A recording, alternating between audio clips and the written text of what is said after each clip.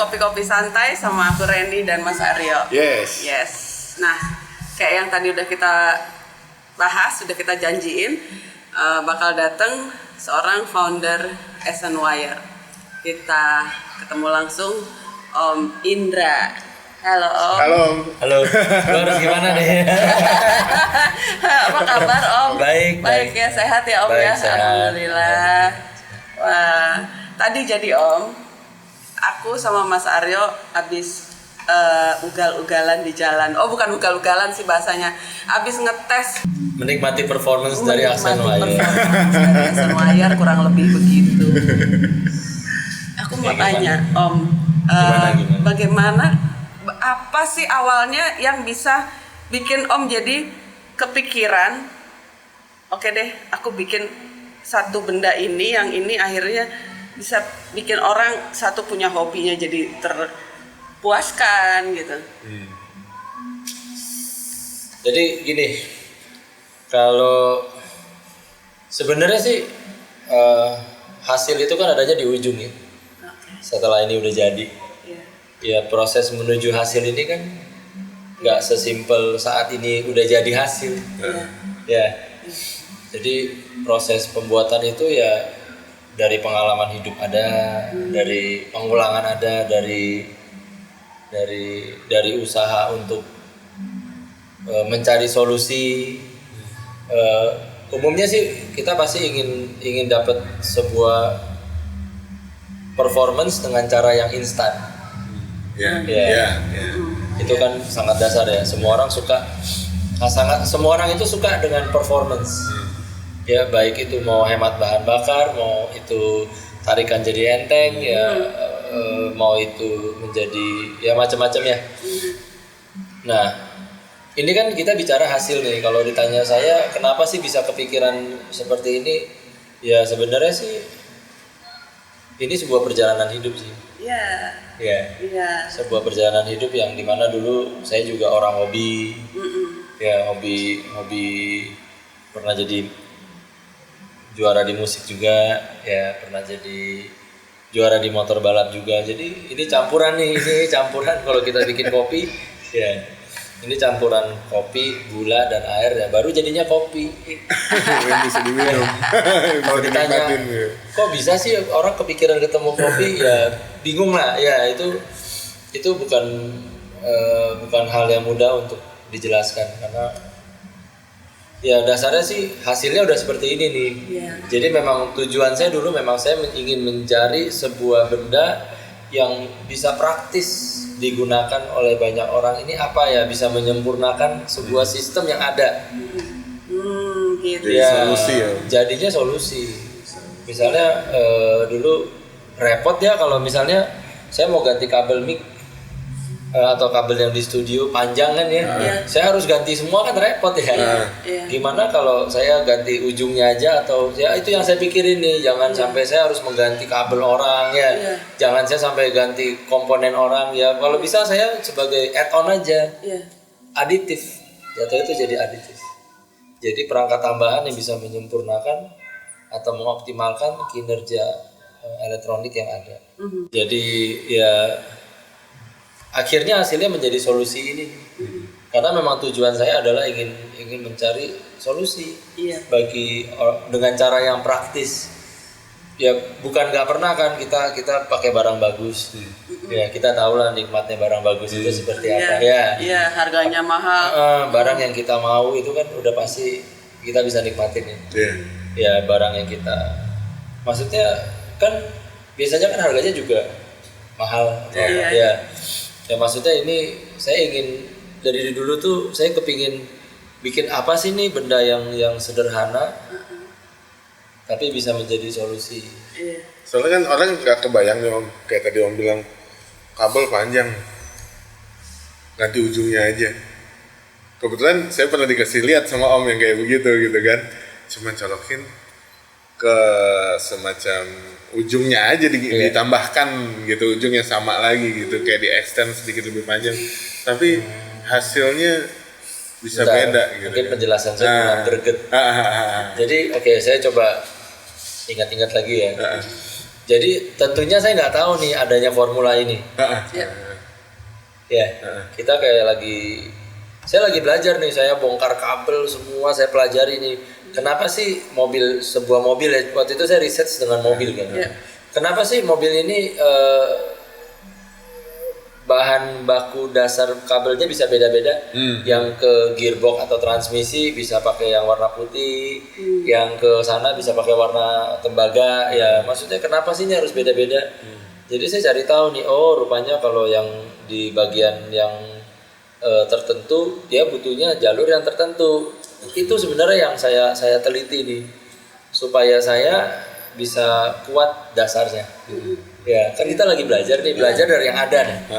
Ya, maksudnya kita untuk menemukan sesuatu yang belum ada, tentunya kita pasti dari belajar yang yang udah ada nih, latar belakangnya ini. Dan akhirnya setelah saya menguasai yang udah ada ini, lalu saya kombinasi nih. Akhirnya menjadi sebuah produk yang belum ada. Formula ini awalnya datangnya liar. Ya, saya juga bingung kok tiba-tiba kalau saya gabungin dua material ini dengan komposisi yang hasil logika saya saat itu, kok suaranya menjadi lebih baik ya? Kok gainnya naik? Yang lucu kok gainnya naik ya? Kalau gainnya naik artinya potensialnya ada yang naik. Karena volumenya naik. Pakai tambahan formula saya dengan tidak pakai bisa beda di volume, kan lucu. Ya, ada apa di sini? Saya juga nggak ngerti. Waktu itu saya nggak bisa. Ya disitulah akhirnya kita ngulang nih, ngulik. Saya berusaha rubah terus. Saya geser formula. Yang namanya formula itu kan dua material digabung jadi komposit. Ya, artinya kita bisa geser nih, dia ukurannya bisa kita geser, materialnya bisa kita geser, ya everything kita bisa geser-geser. Dan akhirnya lama-lama saya bisa mengendalikan formula ini melalui naluri, karena saya tidak bisa tulis ini dengan baik ya, karena ini temuan baru, jalannya semua naluri ya, kita ngendalin ini semua dengan naluri. Kalau saya giniin logika saya, kan naluri itu kan dekat sama logika ya. Ya, kalau logika saya begini dia akan jadi gini. Kalau logika kan terus, ya ini yang namanya latihan nih. Tetap praktikal. Itu adalah niat. Iya, betul. Praktikal itu adalah dasar untuk kita mencapai suatu titik. Ya, baik atau buruknya ya udah praktek aja. Praktekin aja. Kita harus jadi praktisi. Iya. Nah, Mau dibilang orang gila kayak saya dulu, saya sampai dibilang udah dulu pegawai saya udah ngomong gini nih, sekarang saya udah ikut saya balik kok. Dulu sih gerbang lu tinggal dua nih kok, antara gila bablas gitu ya. yeah, antara gila atau jadi penemu. Jadi mereka udah nggak bisa bedain nih. Akhirnya mereka pergi karena mereka nggak tega lihat saya. Ya, jadi saya bekerja dengan cara berpikir yang mudah. Ya, kan ada skalanya nih. Ada orang berpikir dari 1, 2, 3, 4, 5. Ya, 1 sampai 10. Ada orang berpikir dari 5, 4, 3, 2, 1. Kalau saya benar-benar dari 10 nih. Ya, bawa minum aja udah nggak harus pakai gelas. Ada apa di depan yang mangkok, kayak ada airnya, saya tuang ke mangkok. Ya saya minum. Saya nggak akan buang-buang waktu untuk ambil gelas ke belakang. Segitunya ya, saya juga kaget begitu saya minum. Itu logika ya. Begitu kita nyampe, begitu saya minum, saya juga kaget gitu. Buset, rupanya saya minum pakai mangkok. Jadi gini, kita nggak pernah tahu lah apa yang sebenarnya ya yang akan terjadi besok, kan kita nggak tahu. Kita hanya punya logika sebagai dasar yang kita punya. Harta satu-satunya nih adalah pemahaman logika. Kalau saat ini logikanya masih cetek, ya udah cetek deh. Karena logika itu dasar benar. Yang paling jujur. Itu logika yang kita punya. Iya, betul. Kita ketemu orang lagi, nanti logikanya naik lagi. Terus yang penting kita don't stop untuk nerima. Ya, dan mengakui, oh ya ini lebih benar, ya udah jalanin, ini lebih benar. Ya, jadi kita nggak boleh berhenti. Jadi enggak juga tidak menerima masukan dari luar ya. Justru masukan dari luar itu biasakan. Jadi kalau berani coba dulu masukannya. Ya gitu maksudnya kita. Try. Tadi ngomongin minumnya dari mangkok, tapi kalau sekarang kopinya nggak ada di mangkok sih. Bentar ya, kita ngopi dulu Om. Bentar, Jo, tolong bawain kopi Om Indra Jo. Lucu juga itu, antara sadar dan tidak pasti yang minum dari mangkok, yang penting praktis. Aku hilang hausnya. Iya, jadi Itu sesuatu udah yang praktis. praktis. Iya. Karena biasanya orang praktis itu dasarnya dari orang yang males. Betul. Ini kopi susu Cepet amat, cepet. juragan. Setuju. Oh ya, thank you. Thank you. Setuju nggak? Setuju. Ini kopi Kopi susu juragan. Kopi susu juragan ya apanya Versi sampel. destinaturnya Jesse Ancas, tapi versi tester. Versi tester. Harusnya sih gelasnya gede. Coba ya. Monggo Om dicoba Om.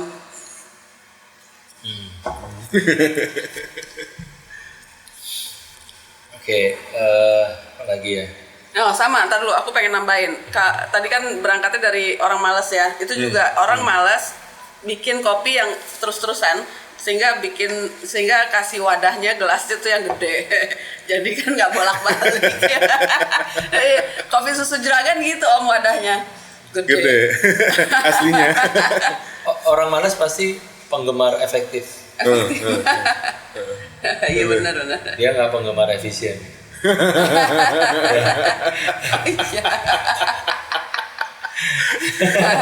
Iya benar. Ya, benar. orang malas itu penggemar efektif. Dia cuma jalan-jalan yang efektif aja. Ya, buat dia juga buat apa kita jadi rajin kalau nggak efektif? Kan gitu kan maksudnya. Ya. Orang malas itu maksudnya gini loh, kalau ada sesuatu yang efektif dia akan jadi rajin kok. Begitu. Malah jadi rajin. Malah jadi rajin. Ya bukan berarti orang rajin itu saya nggak ada maksud sih, maksudnya kalau orang rajin itu orang normatif. Ya mereka jalanin pengulangan ya yang udah sesuai, nggak perlu ngerasain apa yang dia nggak perlu ngerasain sesuatu, harus dia rasain dulu nih baru dia mau berubah ya. Tapi dengan dikasih tahu oh ya udah ya ngerti ya, dia nggak bisa, dia nggak perlu ngerasain apa yang dia rasa dulu nih baru untuk dia mengerti. Kayak gini contoh. Coba gimana? Tadi kan Om bilang orang itu pasti yang normatif belajar dari 1 sampai 10 gitu. Tapi kadang-kadang ada juga orang yang belajar dari 10 dulu terus baru turun ke 1 gitu kan. Nah itu kan termasuk mungkin kalau dihubung-hubungkan sama orang malas itu kayak aku tadi sih sempet agak-agak minder ya, oh iya ya aku juga belajarnya dari 10 kok, enggak dari 1 gitu. Buktinya begitu aku harus dihadapkan dengan belajar ngedit, belajar bikin baca dulu video, dulu deh. Nah harus baca tuh aku malas. Iya gitu pasti. loh. Iya, tapi tiba-tiba ada software ya yang bikin itu praktis, jadi aku malah jadi rajin gitu ngerjainnya, jadi pengen ngulik ini apaan sih gitu. Itu aku termasuk orang malas. Ya antara rajin sama malas itu dua-duanya kelebihan sih. Ya tergantung kita mau ke Surabaya mau lewat jalur mana. Mau jalur yang malas juga boleh, ya mau jalur yang nggak ada yang buruk dari dua sikap ini. Ini hanya dua bahasa yang si rajin dan si malas, dan apa sih kelebihan dan kekurangannya. Udah itu aja. Jadi bukan perbandingan tapi perbedaan. Perbedaan aja. Ya. Jadi bukan perbandingan, hanya perbedaan antara rajin dan malas. Dan dua-duanya ada nilai positifnya, ada kelebihannya. Ya, yang penting buat orang yang malas itu mau berusaha untuk menang. Yang penting berusaha untuk menang, kata Koh Indra juga. Yang penting kata nyampe, ya. Iya. Boleh malas-malasan kayak orang bilang, udah gue nggak peduli deh, lu mau kerjanya gayanya apa, yang penting beres. Iya. Cocok nggak buat orang malas itu? Iya. Sama kan? Iya benar. Ada juga orang yang minta anak buahnya, gue nggak mau tahu lu beres apa enggak, yang penting lu kerja. Datang jam sekian, pulang jam sekian. Nah, request kan. Nah, ini semua punya dua dunia yang berbeda. Dan ada Tipikalnya gue harus mengarah kemana nih, gue menjadi orang yang seperti apa. Makanya kita harus kenali diri kita dulu sih. Yang terpenting semudah mungkin kita harus mengenali diri kita. Kita ini bisa dikendaliin apa nggak bisa dikendaliin. Ya. Jadi pertanyaan berikutnya tuh, yang dikendalin gimana, yang nggak bisa dikendalin gimana?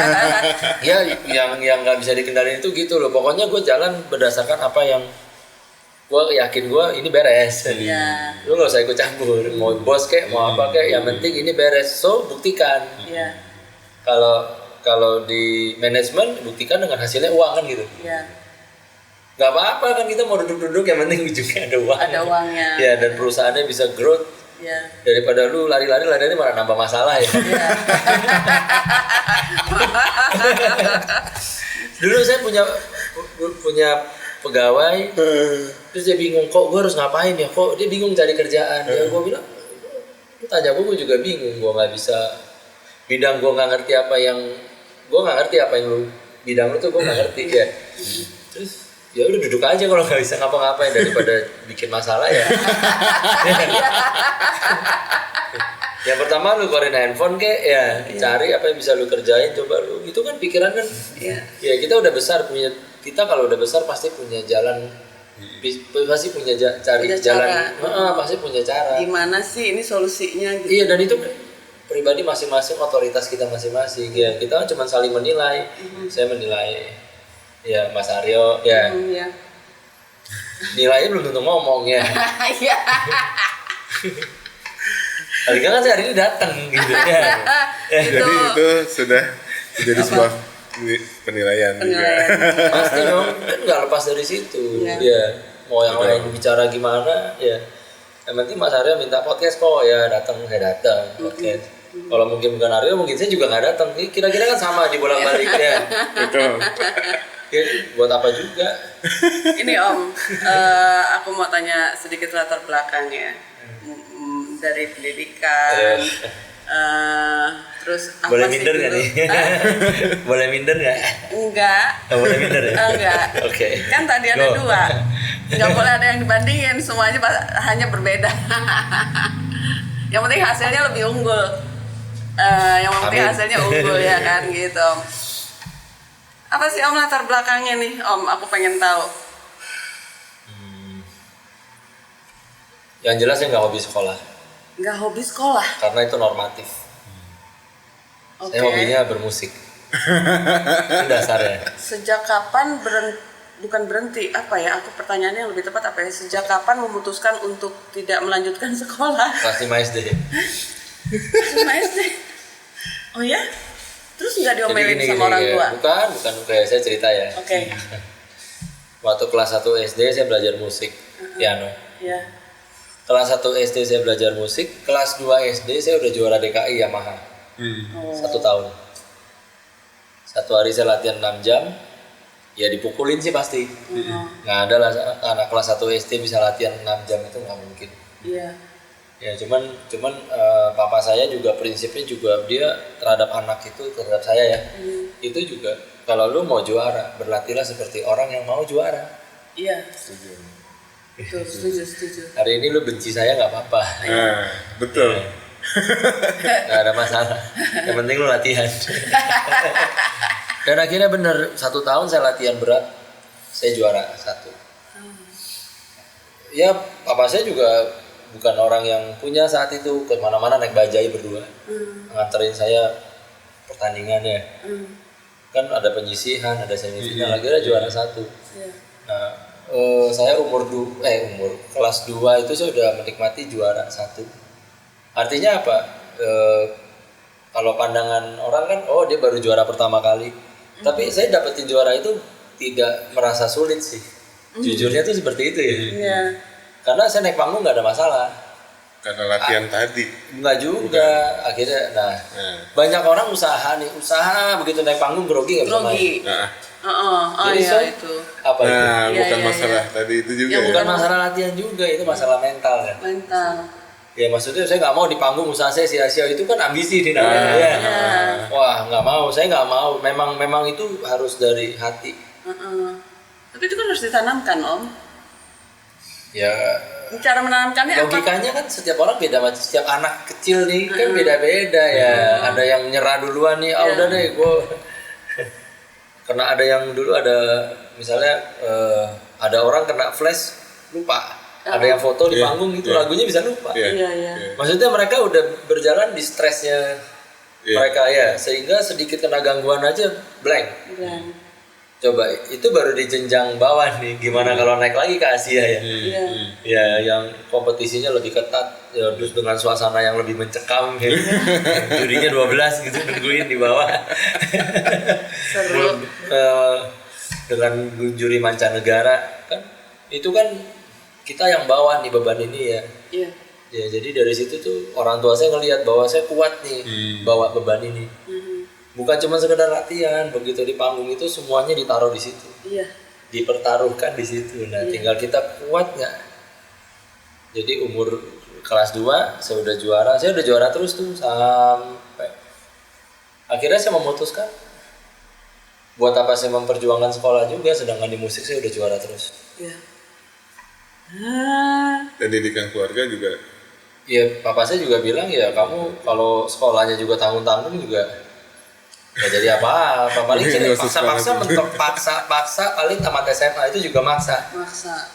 Orang saya ranking 30.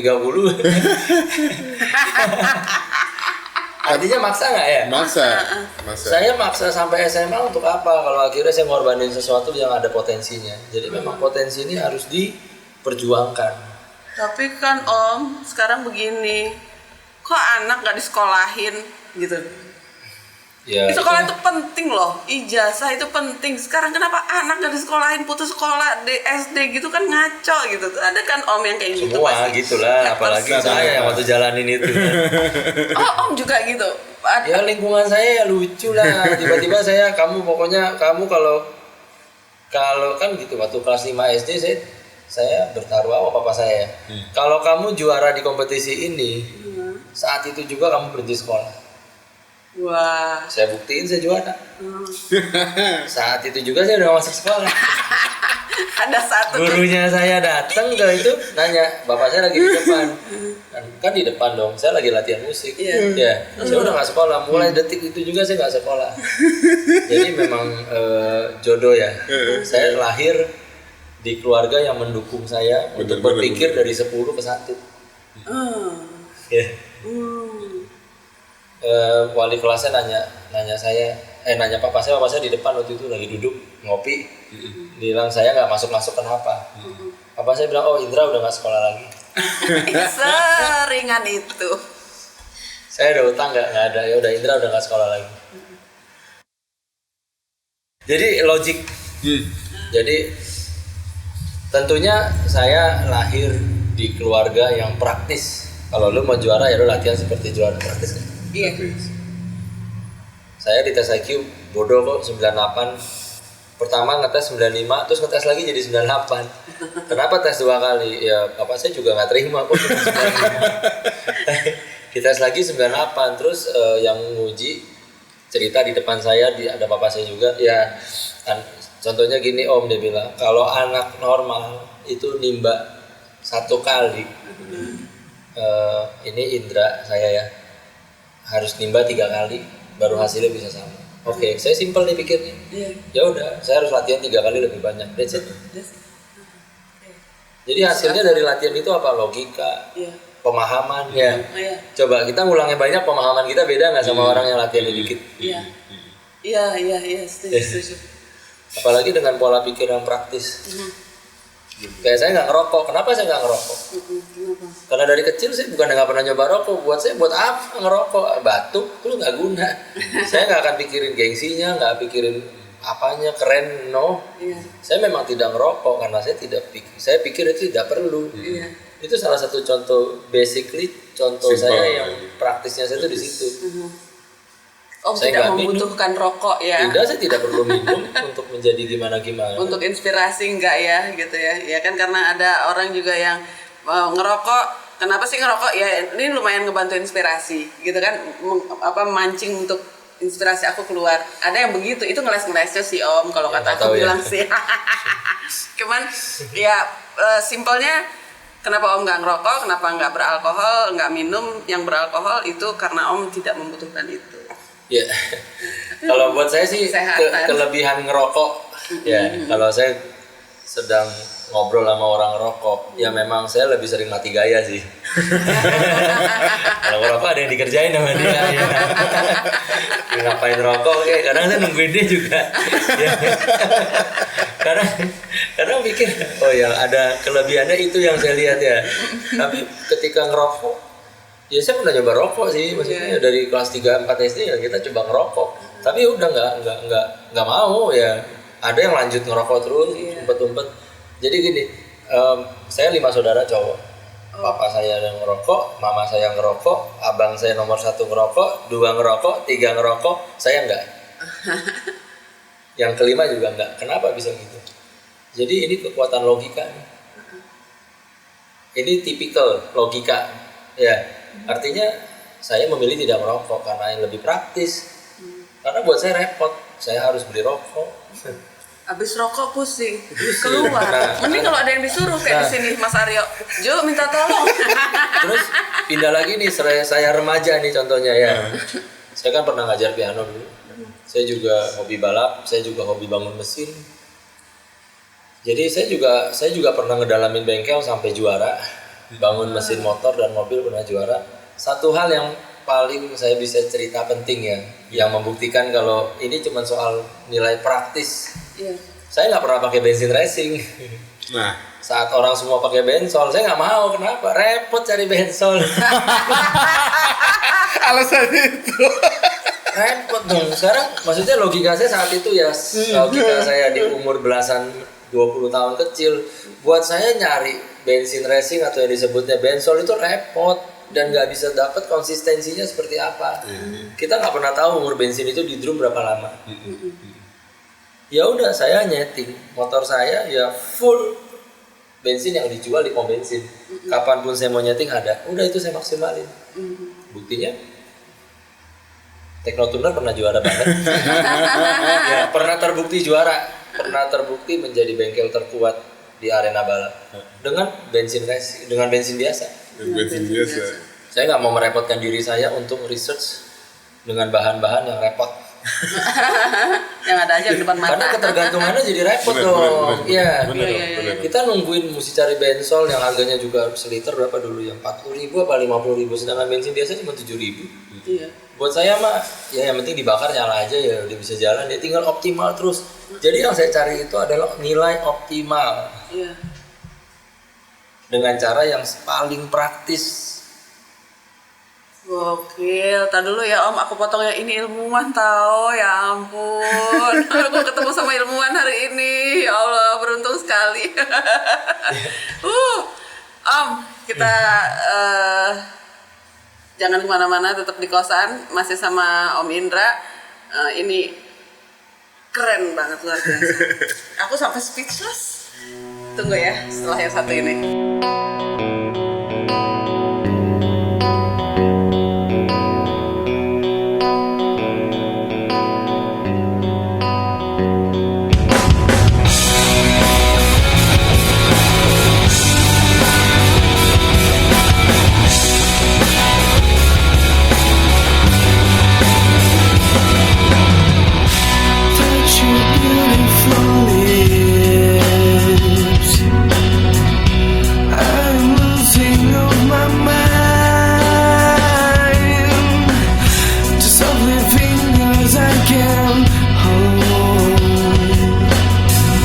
Without the